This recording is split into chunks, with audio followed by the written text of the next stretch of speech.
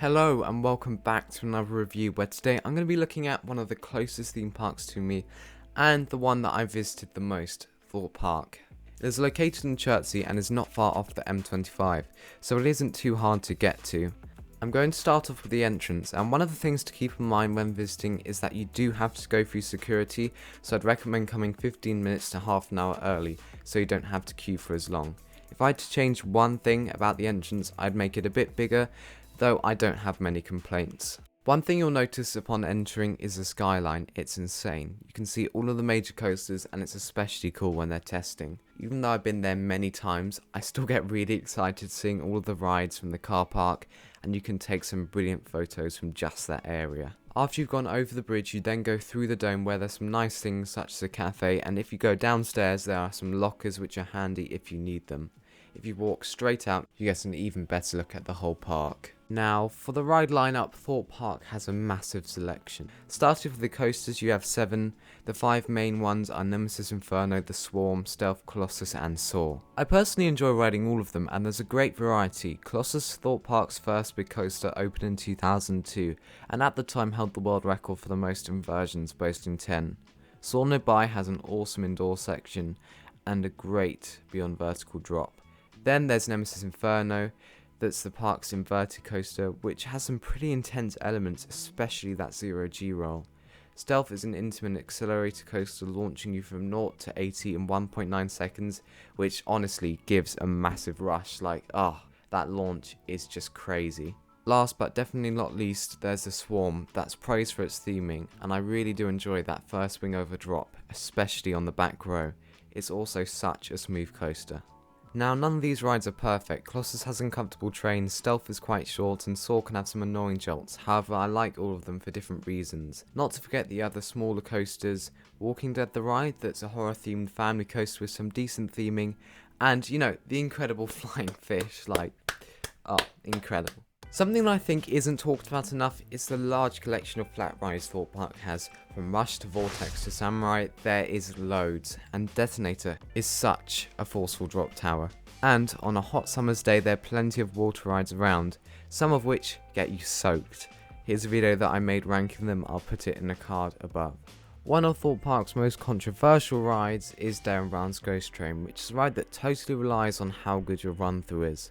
Mine was not great. The thing that ruined it for me was the reliability. My VR headset on the first round had no sound, which kind of left me wondering what was happening, and unfortunately the ride broke down midway through the experience. If someone tells me they enjoyed it, I would believe them, as it can give some confusion and good scares that I was just unlucky with my run through.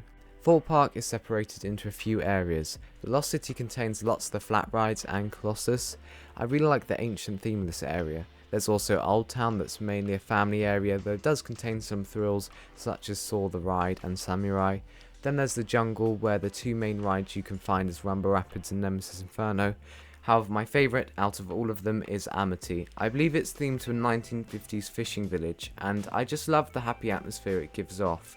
You can find most of the water rides here, and Stealth 2 near the back. WWTP radios, like this made up radio station, blasting music throughout the area, and I just like the theming put in some of the buildings, such as this KFC, look at that. An area that I don't like though is Angry Birds Land, that just cuts straight through the centre. This in my opinion should be rethemed to be part of Amity, because it kind of breaks the atmosphere as you walk through it, but who knows what will happen to it in the future.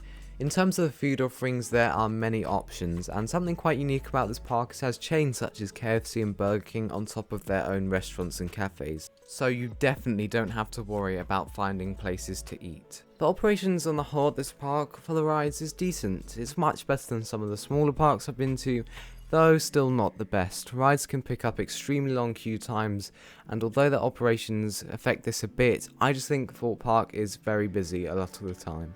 In summer, it's easy to get stuck in queues well over an hour, so if you're visiting, I'd 100% recommend going on an off-peak day, and if you can't do that, maybe a weekday instead of the weekend. Finally, the presentation of this park is nice. There are some rides that could do with a bit of a paint up, such as Colossus, and Old Town definitely needs something new, though on the whole it looks well maintained. The park does need something extra like a new coaster, The last one was built in 2012, so it's well overdue, but it isn't the end of the world if the lineup stays the same for the time being. One thing you'll notice about Thorpe Park is it's labelled as a resort. This is due to the Thorpe Shark cabins located near the entrance. I've never stayed in them, though from what I've seen they look okay. Maybe a bit on the small side, especially for 2 people, though I'm sure it's fine if it's your only option. So, the big question, would I recommend Thorpe Park? My answer is yes. I think for kids there isn't as much to do, though for teenagers and adults it is a nearly perfect place to go to, with all the thrilling flat rides, coasters, and not to forget the events that take place throughout the year, such as Fright Nights, one of the best Halloween events in the UK, with all of the scare zones and horror mazes there. So that is my review of Thorpe Park. Thank you so much for watching, and I'll see you next time.